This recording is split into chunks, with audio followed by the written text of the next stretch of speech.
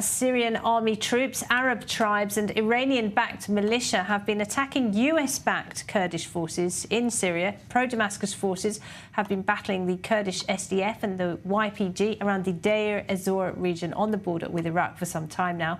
Well, for more on that, we're joined by Syrian journalist Badr Ahmad. Thanks for being with us, Badr. Good to see you again. These, first of all, are the US-backed forces, aren't they, that helped push back the Islamic State in Syria.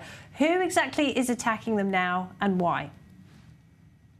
Well, the situation is a bit complicated because now whole of the Middle East and let's say Syria, Iraq, Iran, Israel, the other places, they are living now with a tension, specifically with the recent Iran threats for attack Israel.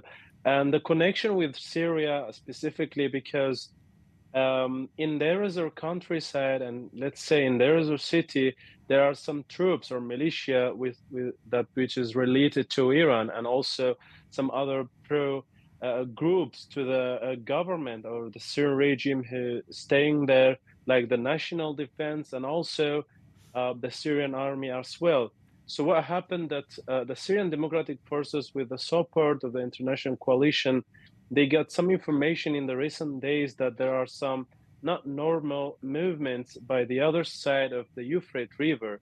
So we have seen some American troops and Syrian Democratic Forces troops the day before the attack, which was like early morning on Wednesday.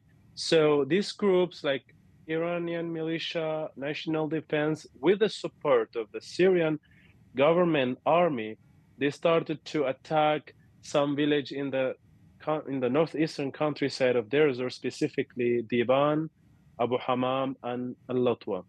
And so they started to attack. Yeah. No, go ahead.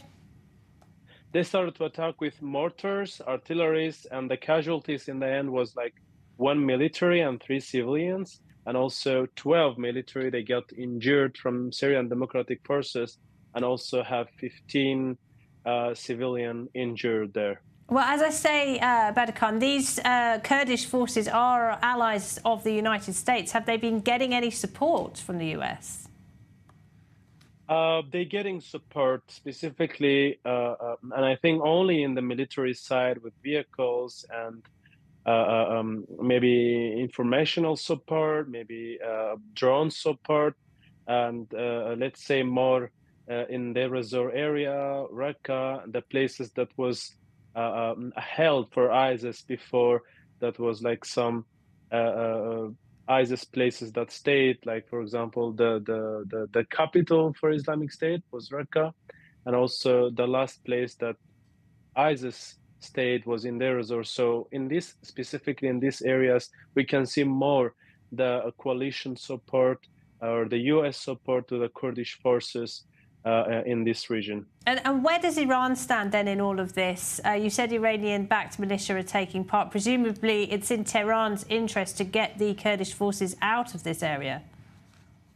Exactly. What Iran militia is doing now, and the Syrian government army, because it's the same interest, they're trying to push the Arab tribes against the Kurdish forces, against the international coalition or the US army forces in the Deir ez-Zor area, because they think that Deir ez-Zor is an important geography with oil, with gas, with a big space or big geography there that control between the Euphrates River with Iraq border, with many different places.